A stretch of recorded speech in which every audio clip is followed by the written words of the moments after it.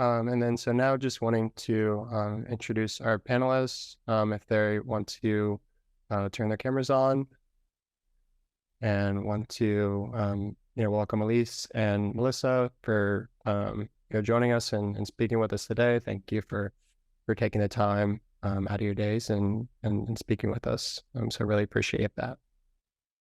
And then if you would like to introduce yourself, I guess we could start with Elise. Yeah, thank you.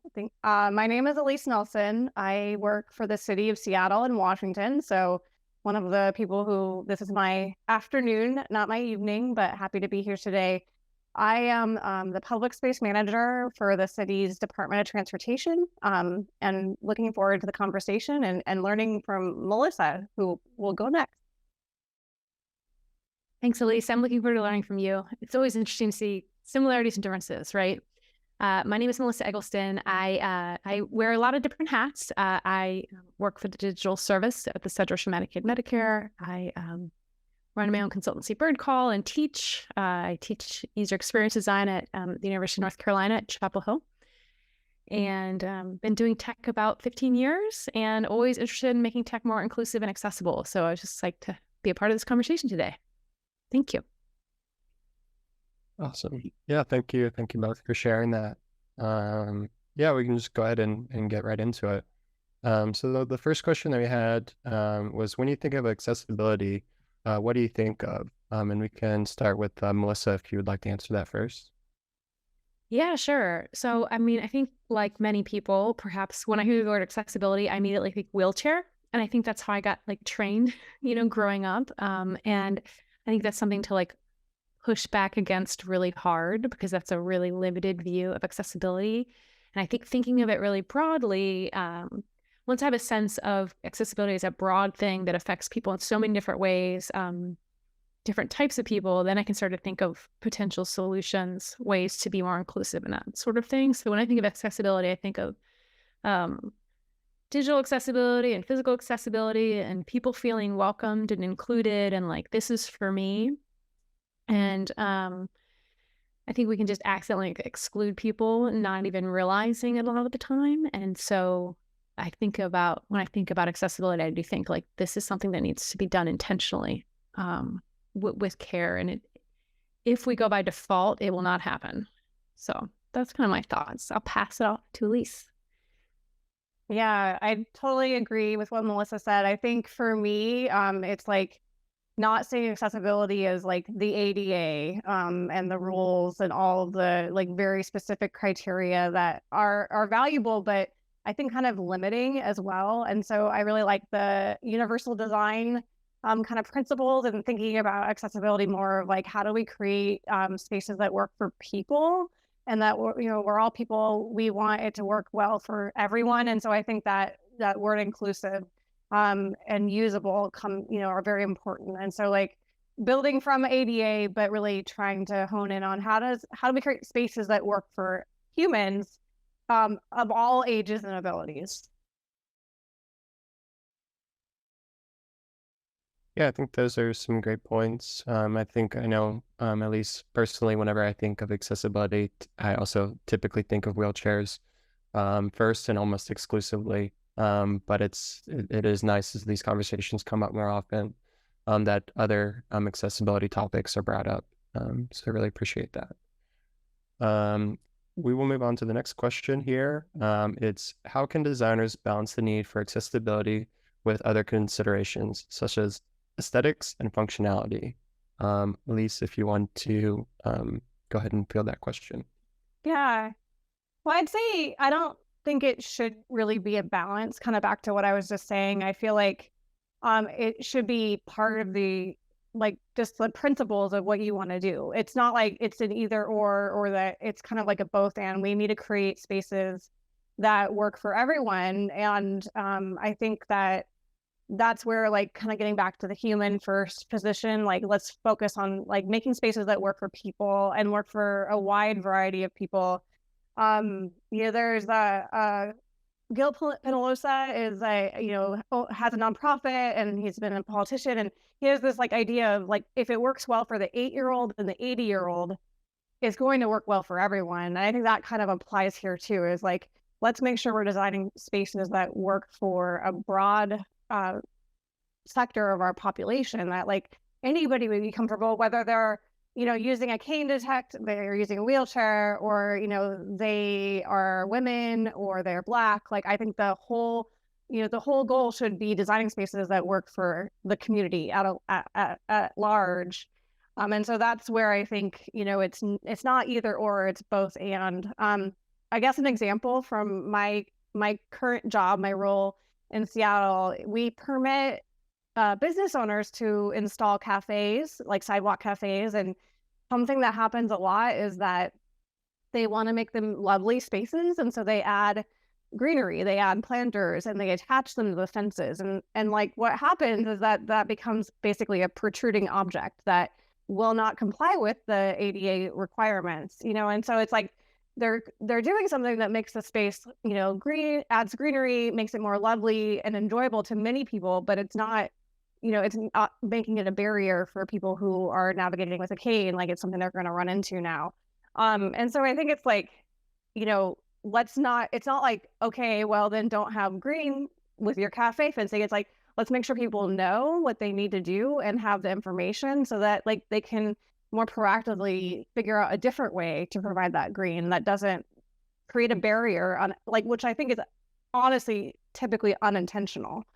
So I think that's an example of like, let's change the narrative of like, it's either or and it's both and how do you then give people the education and knowledge they need to make the decisions that will create accessible spaces, because I think a lot of times it's unintentional lack of knowledge that creates inaccessible spaces.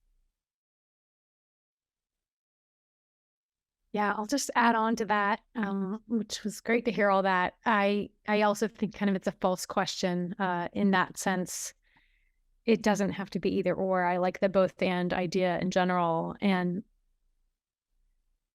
one thing I was thinking about as we were talking was about how there's resistance to accessibility, especially when it comes up near the end of a project, whether it's a digital project or a physical project, because people are getting to the end and they're like, we're done. And then you're telling me we're not done. And that it's like a setup for there to be problems, because if we can just build it in from the very beginning of like, this is just how we do projects. Like, all of our digital projects will be accessible. They're going to be accessible from a WCAG point of view, from the technical point of view, but also from like hey, we're going to design mobile first.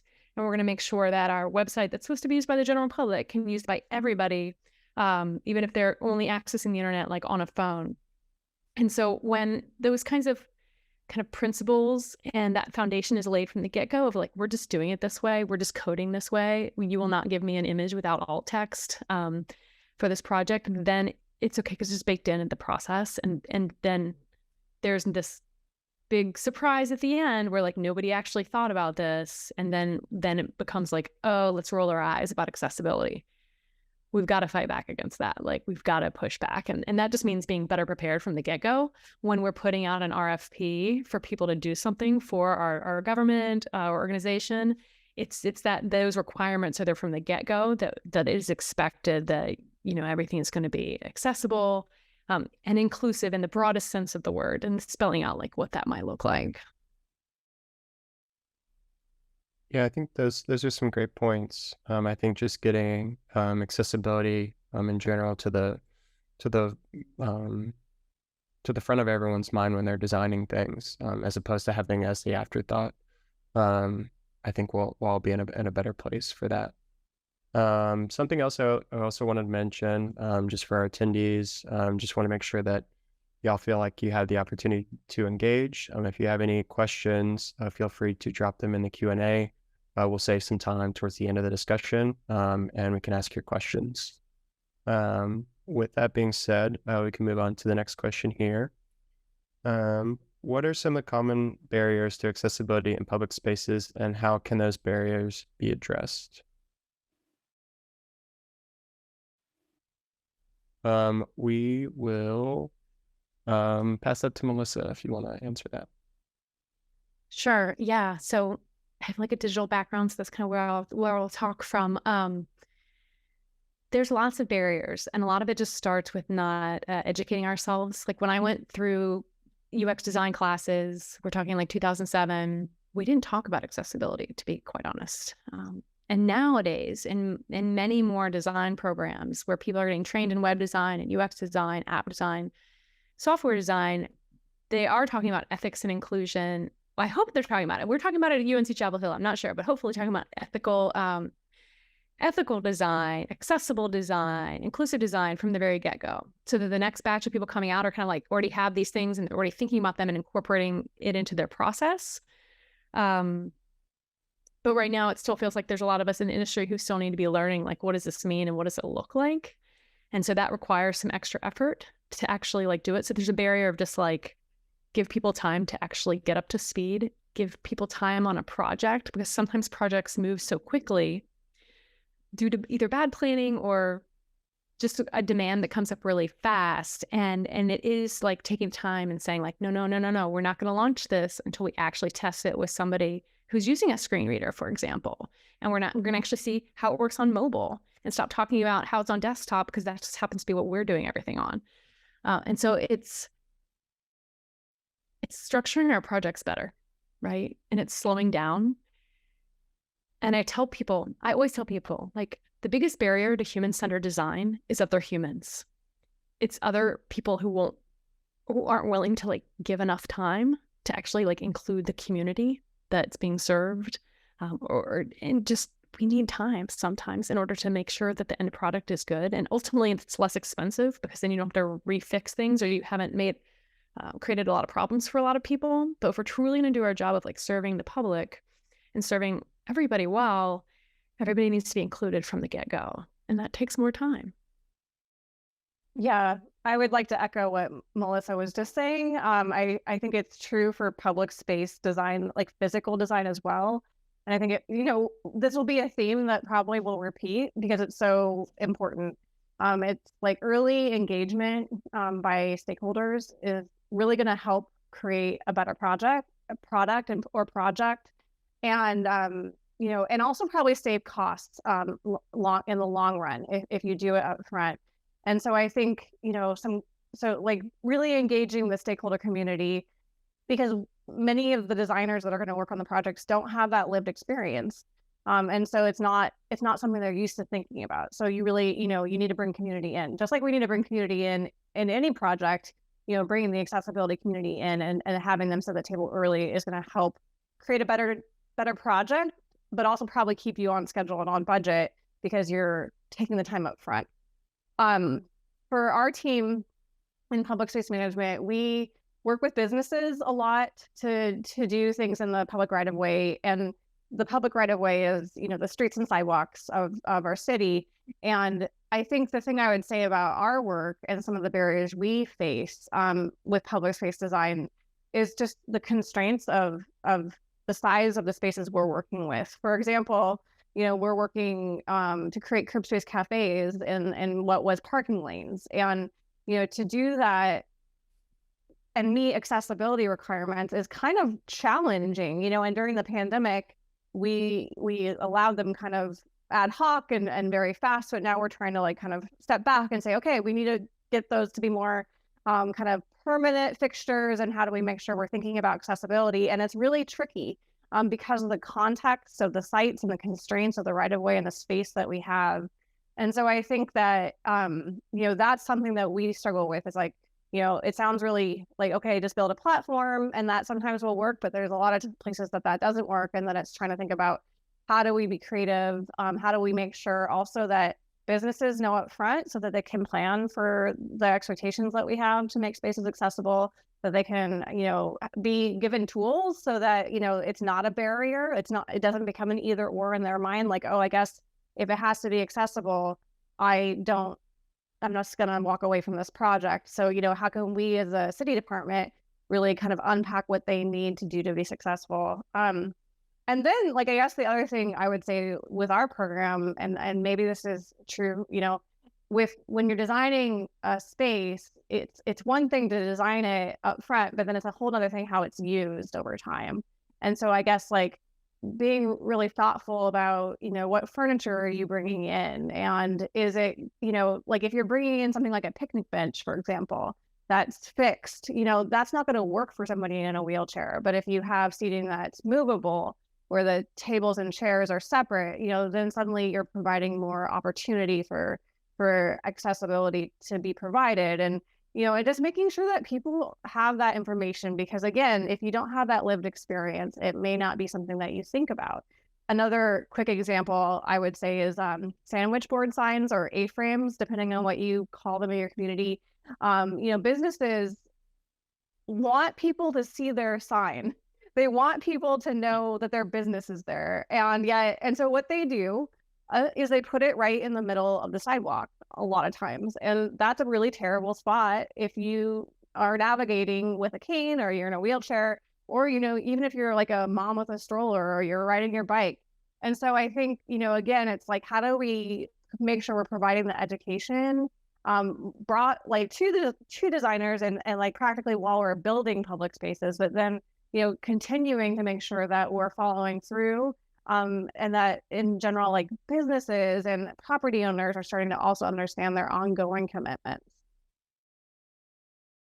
That's a great example. Yeah, those were very good examples.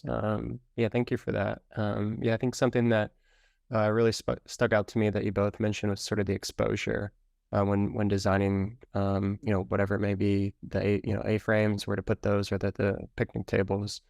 Someone's life experiences, that you can only live so much life, but having exposure to others that have different life experiences would make it easier to be more inclusive and be more accessible. So I'm hopeful that as accessibility becomes a more thought about topic, that things only become easier as people become more and more inclusive. Move on to our next question here. Elise, if you would like to field this one. How can we ensure that accessibility considerations are meaningful, integrated into the planning and development of new public spaces? I think you kind of touched on it in your previous response, but if there's anything else you'd like to add. I think what I would say is, kind of what we already have talked about. If you don't have that lived experience, how do you make sure you're engaging people that do? And so, and I think if you bring folks to the table early, they're able to help with setting up your project and your scope and your schedule and the features. I was talking to a colleague that, was giving me an example of a process she sat in on, where, they were designing, the Seattle waterfront is under redesign, and they, knew they needed to build restrooms, and they didn't know how to build good, accessible restrooms, and what features were really important for that community. And so they brought people to the table and they said, like, hey, here's all the whole list of features we could get. And they had like early conversations about what features would add the most value, and were able to set their budget. And like the coworker that I had, she wasn't a coworker at the time. She was a community member in her role on this group.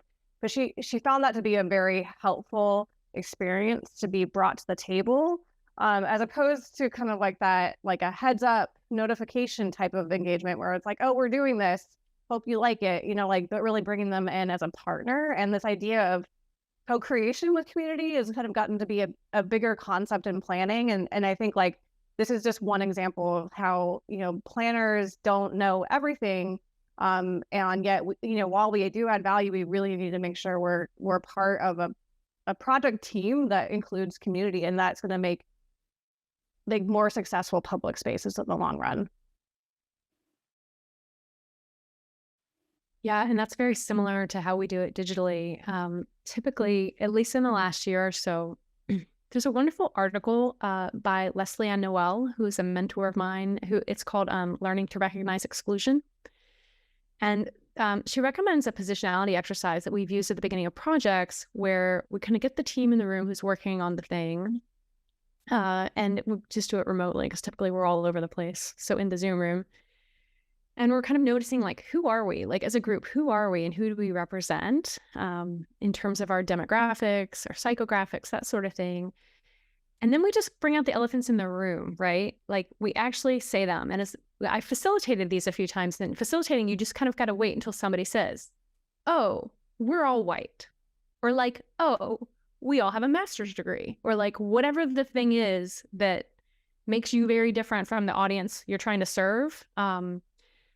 We need somebody to actually say it, to say like, as a group, we only have one person who's ever been on Medicaid, but we're designing something for people on Medicaid. Like, what are we going to do about that? You know? And so then the next question becomes, okay, now we have a sense of who we are as a group, may or may not have the lived experience we need.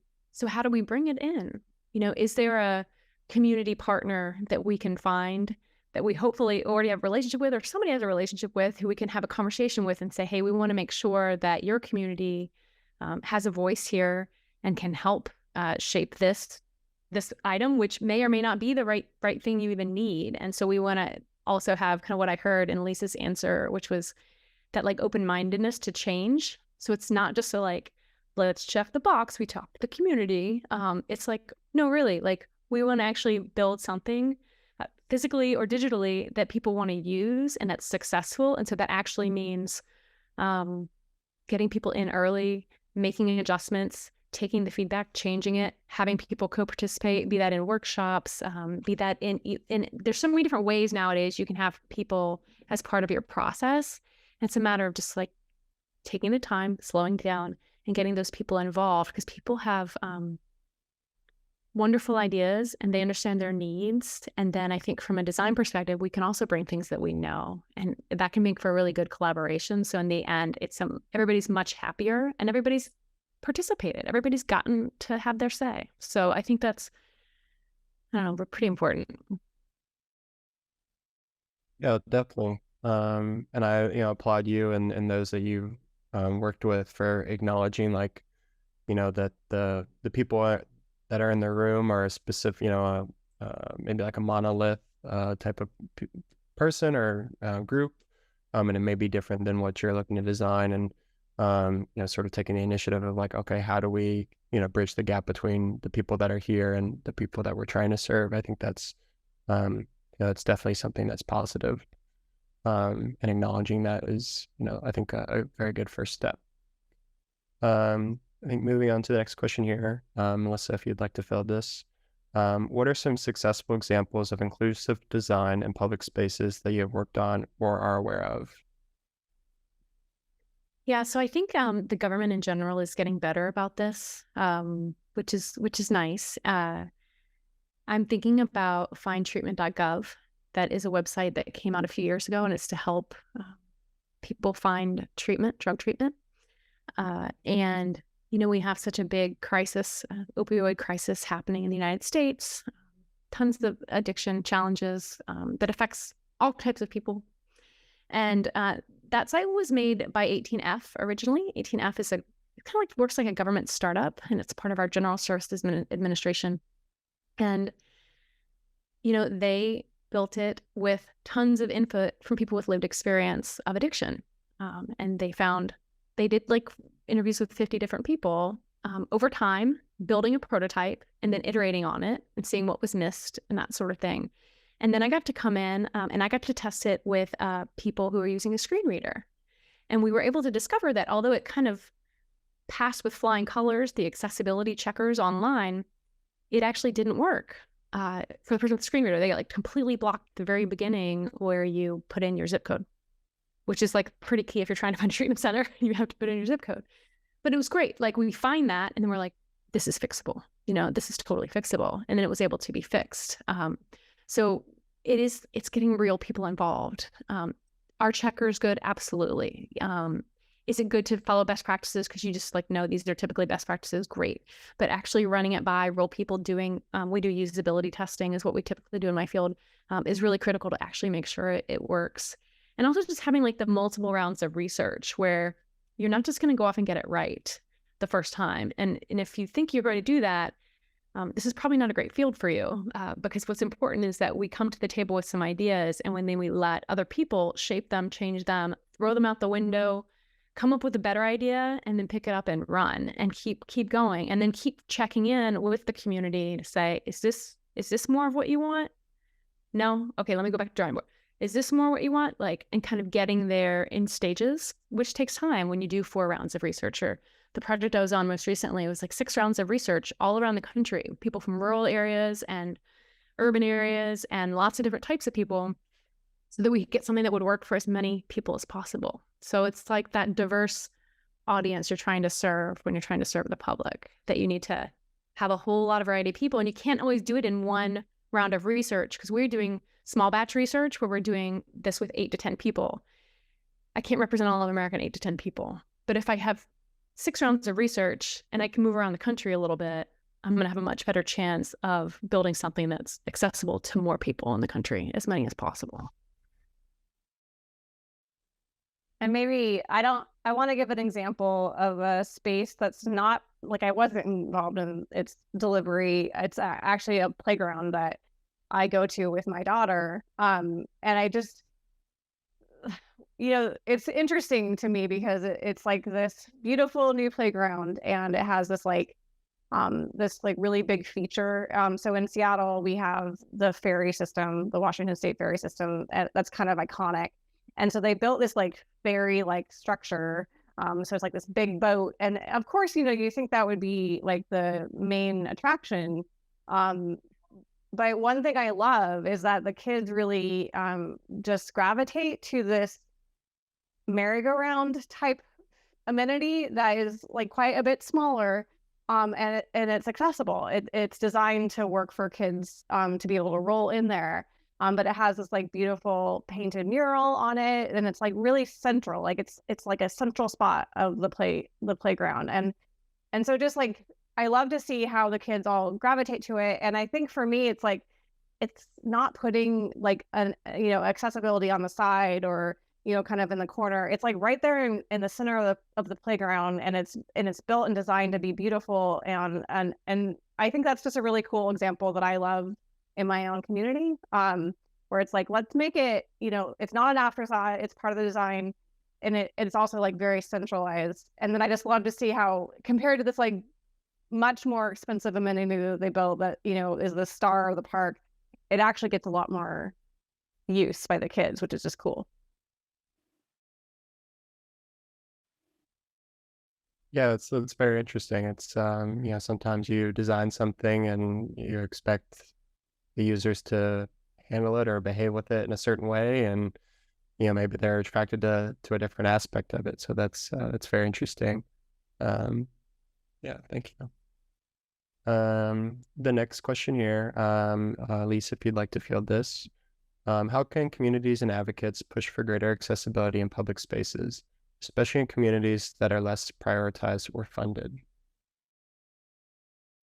Yeah, I mean, I think this is a really important question. And like, again, like if you're doing it early and you have it in your project scope, hopefully like it's not as much of a barrier. But I do think that we need to kind of put our money to where what we're advocating for, what our policy direction is. And so, to make sure that it doesn't become this either or, where, for my use cases, like businesses feel like, oh, well, I don't have the money to make it accessible, and so I'm going to make a choice to not pursue this program and not to deliver, a great outdoor space for customers. And so, I think that, looking for how we can consider, like, we want accessible spaces, we want accessible public spaces, and we want everybody in the community to be able to participate in programs that we provide, and when you like kind of take in equity and like recognize that there are places and businesses where they're going to need a little bit more financial support, how can, government step in to kind of help meet that need and match, kind of like the opportunity of like, okay, like we can have a program perhaps that like can connect you with resources so that you can build that public space and it can be accessible. So I think that that's, one example of how we can push for greater accessibility is like pushing for like, where can we help connect people and projects with funding? And recognizing that like not everybody has the funding like easily available, and that like that varies by community. And then I think also, again, it's education and awareness, like, because we can do what we do to create an, accessible public space, kind of like, but then how is it used over time, and how is it made like less accessible, as it's used and utilized. And so, for an example, like, a business with an outdoor cafe, how are they connecting to an accessible bathroom, and are they like limiting access to the route over time by like putting their extra boxes there. And so again, like, I think it's like designers need to know, but we also need to make sure we're doing a good job of getting this information distilled to more public audiences too. Yeah, and I would say the most important thing is to speak up, because ultimately things are supposed to serve the communities. And so we need that feedback. And so when people have a bad experience, be it on a government website or organization website, whatever it is, it's like speaking up and saying, like, I can't use this on mobile. Like, this doesn't work, or this doesn't work with my screen magnifier. Or like, this is impossible to use. I don't even understand this form. It's important for us to get those voices, because typically it is easy to ignore accessibility. Accessibility is broad things. It's just easy to forget things. It's easy to be kind of self-focused and kind of forget about the lived experiences of people, or how does this actually work out in the wild in the context. And so we need to hear from people using the things in the wild in the context to speak up. I think another way that communities can help influence is when they agree to like help out on a research project. For example, when I was working on a project for the Substance Abuse and Mental Health Service Administration, again, this is the findsupport.gov. It was interesting because we wanted to make sure, because we were writing stories, they were kind of amalgamations of people's real experiences. And one of the people was a trans man.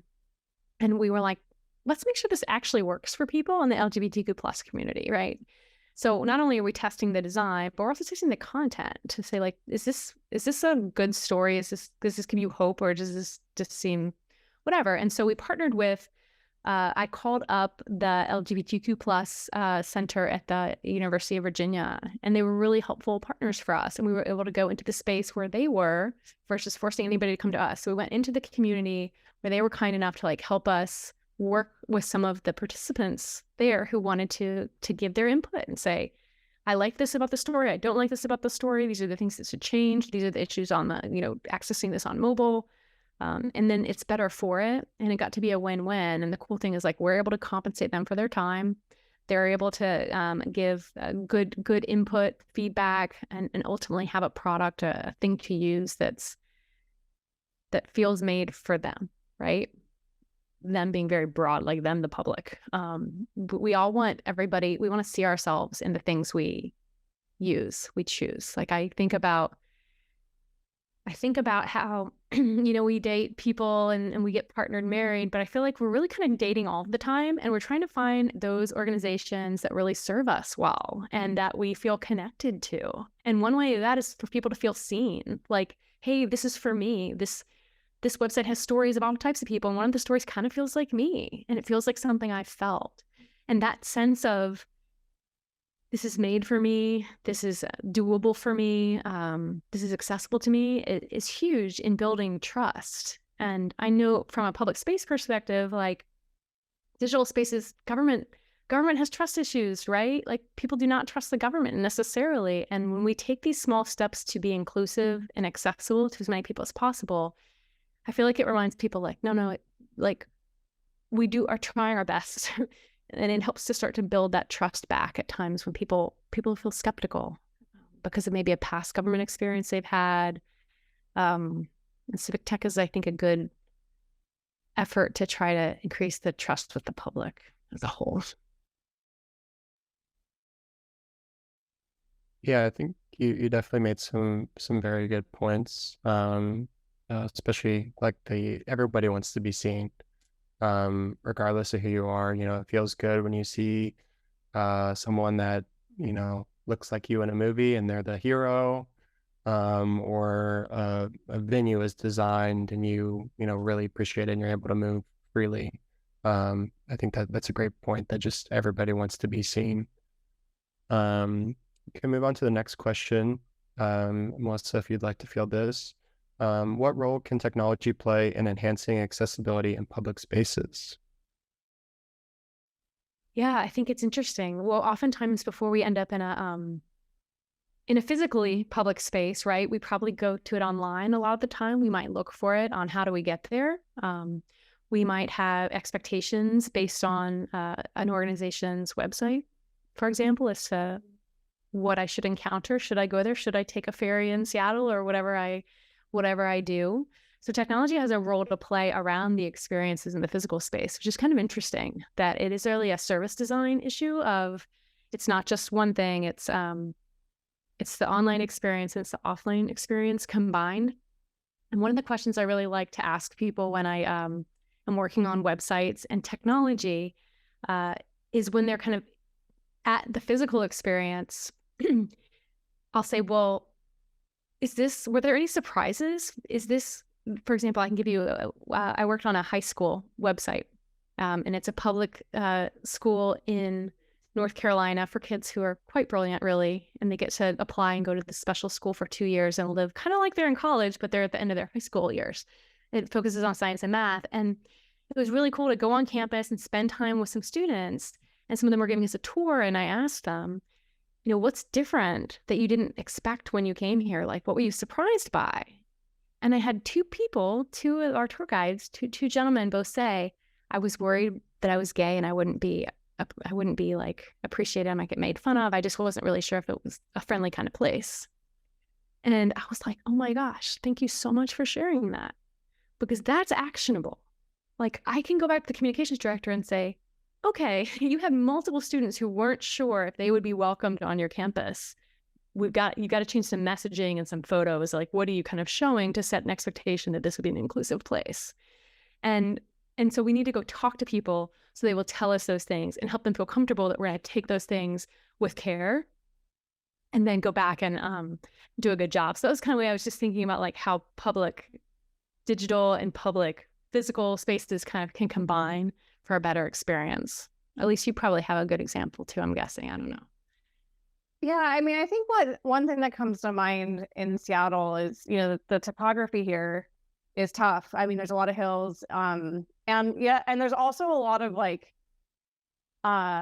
escalators that are open to the public in downtown, and like there's ways to get through like the large buildings that like what were intentionally designed by like people, that were reviewing and improving those buildings, and so, but yet, like, if you're sitting on the sidewalk, like, is there a wayfinding that's physical? And hopefully there is. But, we do have tools with digital, what kind of web mapping that can help people understand like accessibility routes. So like now, everybody goes and like figures out how are they going to travel to their destination. And so having like tools like maps that like help connect people who need, an easier route from one giant hill to the next, can use tools that kind of help them prepare for their trip. Just like, many of us prepare for like, what bus do I catch? What's the best bike lane? So I think that's an interesting example, like the technology and like connecting with what's out there physically to help people, kind of plan ahead, because it is challenging to get around. I mean, it's challenging for anybody to walk up some of the hills in Seattle, but it's like, it could be like pretty much impossible for some people, to navigate the steep slopes. So I think that's a really cool feature, a kind of example of kind of taking something that's a physical improvement that has been made to Seattle, but might not be evident, standing on the street, that can be evident through a technological tool. Yeah. I love that idea of just setting expectations and helping people plan, right? Because we know like that reduces anxiety in general. And, one of the things I do is work on being trauma informed in our design work, right? And expectations, not surprising people, is a big part of being more trauma informed in, whether it be a physical space or a digital space. And so I like the idea of giving people what they need to prepare for any kind of situation they're going to encounter. Yep, yeah, absolutely. Yeah, and I think as tech becomes, more and more part of everyone's everyday life, being able to, integrate both in the physical space and in the digital space, I think is going going to become increasingly more important. So some great points there. Going to start moving on to some of the Q&A questions. So again, to encourage the attendees, if you have anything, feel free to post those in the Q&A. With that being said, moving on to one of the questions here. It is, as an artist and transportation planner, I'm really interested in how arts and artists are integrated into the process of public space design from the community, participation to the physical projects and programs. What do each of you think about the role of the arts in accessibility work? Melissa, if you'd like to field that first. Oh, I don't think I'm qualified to field this one, honestly. I would love to hear Elise talk about this because I haven't thought much about how arts are integrated in public space design. So I think, Yeah. Elise, please.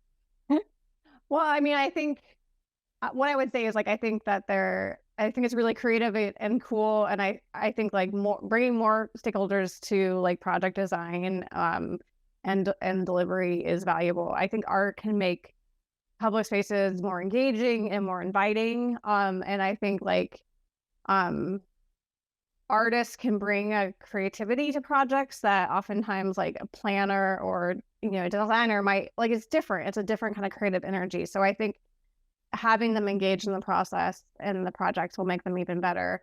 That playground example I mentioned, it has this beautiful mural, and it includes a picture of this diverse community of kids playing, and has a kid in a wheelchair, and I just think that's an example to me of how art can show kind of show the community that we're serving, and people can see themselves. And so I that's just one thing that came to mind when I was reading that question.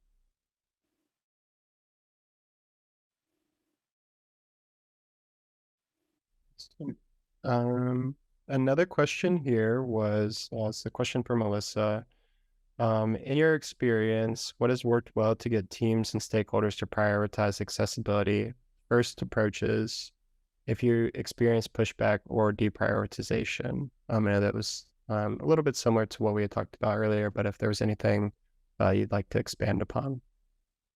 Yeah, so this has just been my experience, and maybe people have different experiences where people just embrace things right away. But that has not been my experience with technology in general. And so often it means getting true experiences of real people in front of the face of the decision makers, because they're not typically in my research sessions. There are people who are influencing the project, though, big time in terms of whether it's going to be accessible or not, whether it's going to be trauma-informed or not, how inclusive it's going to be, and that sort of thing, because they're influencing with their timeline and of whether we have time for that or not.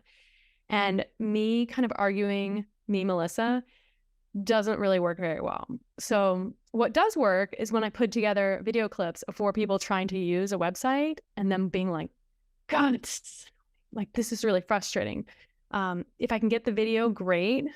And I've been that person who will show it on the wall at the lunchroom when we were all still in person. I'd show it in the lunchroom, and the CEO of the startup would walk by and be like, "What's that?" And I'd be like, "Those are people trying to use our app," just trying to get exposure. And it's quotes, it's direct quotes from participants, because sometimes you can't get video. It's not realistic. But I can give you a quote, and a powerful quote from somebody trying to use something and being unsuccessful is way better than me saying, "This stuff's broken." I need them to say "Oh, this is just, I can't do it. This is maddening." Or I need them to say it.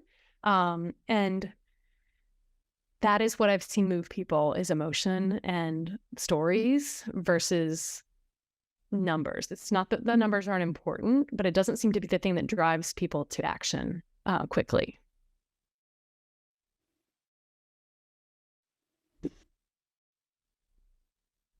Awesome. Thank you for sharing that. I think as we're getting towards the end, we'll have a final question here.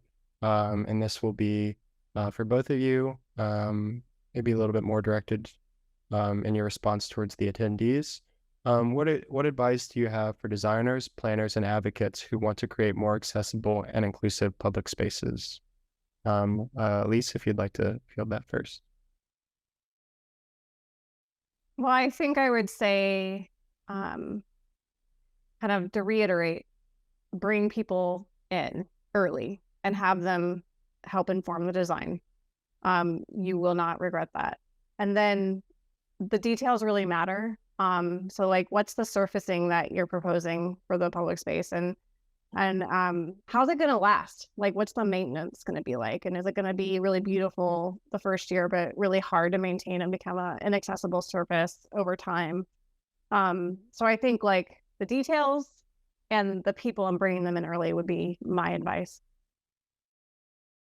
Yeah, that sounds like great advice from the digital realm too. I would also say the more kind of we get educated, the people who are making choices around digital spaces or public spaces for that matter.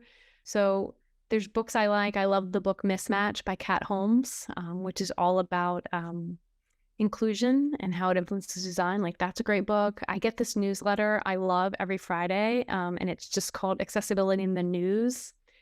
And what's so nice about it, it just takes news stories from all around the world to show me how other people are thinking about accessibility and different projects that are going on.